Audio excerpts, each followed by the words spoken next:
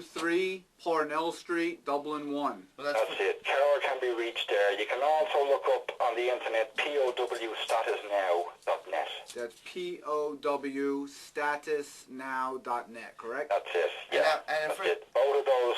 That street address, Carol can be reached at that street address, and that internet site then gives a little bit of history about the organisation itself. I'd also add that for the American viewers, as we're an American organization, that we run a sustainer campaign here for Cower, and it works on a monthly basis where viewers, if they're interested and want to get involved, they pick a donation, whether it's 10 or 15 a month or whatever they choose to do. Whatever they can afford. And you can get in touch with us through www.irishfreedom.net or NIFC MEM at Opted Online.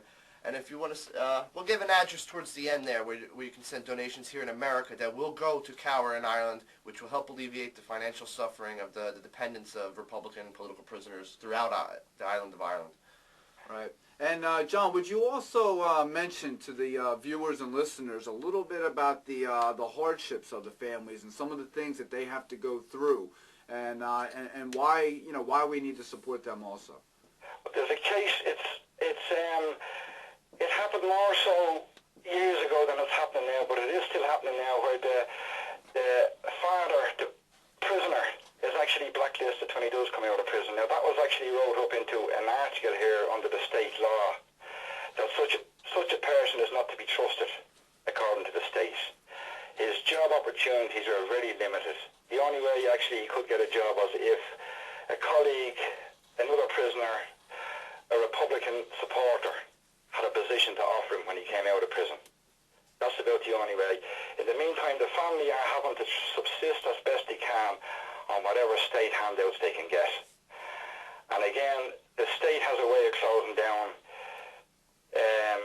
handouts to particular individuals, and they view Republican prisoners and their families as undesirables. And they won't make that clear officially to you, but unofficially, they'll beat the drum about that. Right. And they will definitely make you feel you're not wanted. Yeah. The prisoners, their wives and their children have the same bills and the same financial outgoings as everyone else have, but they haven't got the same opportunities. Even, as I said, when the prisoner comes out, job opportunities are extremely limited. So, would you say the state uses the family, or tries to use the family against the prisoner? Yeah, they can use the family. They try and make an example of the families, Brian, in regards to anyone else that is Republican-minded or Republican-inclined.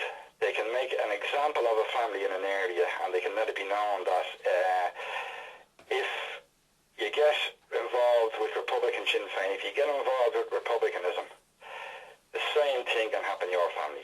Now, they also, the families are harassed and ostracized in the communities and so on, and there's all types of little tricks that the branchmen use against them. And this. But they do now. Myself now, I'm 22 years married, and I moved out of my parents' house, our family home, 22 years ago. But whenever they raid my house here on the Dublin-Kildare border, they raid my parents' little bungalow as well, which is a couple of miles away from me. Right. They'll also raid my brothers and my sisters. The reason they do that, Brian, is to get your brother, your sister, and your parents to put pressure on you. To stop your involvement with Republican Sinn Féin. And they'll also stop your involvement with Cower, to stop your involvement with Na Fianna Éireann. They'll also raid your job. Right. And they can raid your wife's parents as well. They can raid her job as well if she's working. This is the way they operate. Real draconian measures. I've never known it myself. Now I'm involved. I'm a member of the Republican movement since 1980.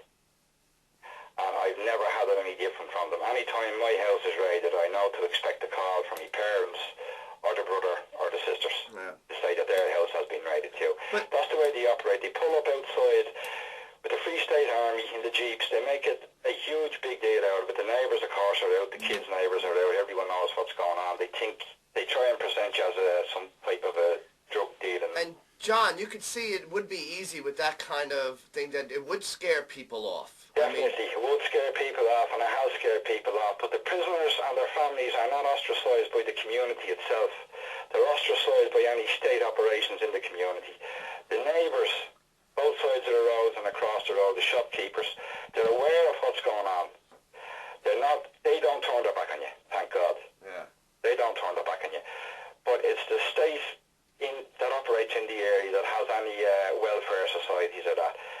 they will be told, your name is flagged, you're red flagged, you're marked out as different.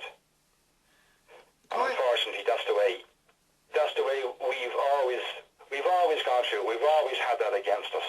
It's hard for new members coming in because they're more easily turned away from us. Yeah. But John, that's the way it is over here, Brian. I'm going off a little bit here, but how would the prisoners' families be treated by, say, the authorities within, say, Port Leash? They'd be treated much. They'd be made feel not welcome. To put it mildly, Brian, they'd be made feel not welcome. What Kerr does is the funds that Kerr raises can organise. It can help organise transport to get the families there and to get them back, as well as keeping a few bob in their pockets week in and week out. The state itself, it'll do what it has to do reluctantly. There's certain laws under the EU and the EEC laws that they can't get out of. They are obliged to follow such laws, but they do so very reluctantly, and they let you know that they're doing so very reluctantly. And the reason why they do that is because of your connections with the Republican movement, with Republican Sinn Féin, with the Kerr organisation, or with NIFC. There's a whole apparatus out there, Ryan, which has tried to close us down. It moves in on us. It tries to close us down, but there's over 8 centuries of a history here of operating against the state apparatus. 1169 and counting. 1169 and counting. Never said a short word. Yeah, and it's just, it's just unfortunate too, John, that 21st century, we're still going through this struggle and still having Actually, to we had a picket there yesterday, Brian. Kerr members and supporters were on the picket, as well as RSF members. It was outside Dublin's GPO. We had a picket there in support of the POWs. There's another picket coming up next Saturday outside the British Embassy in Ballsbridge in Dublin. Great. And that, what date was that?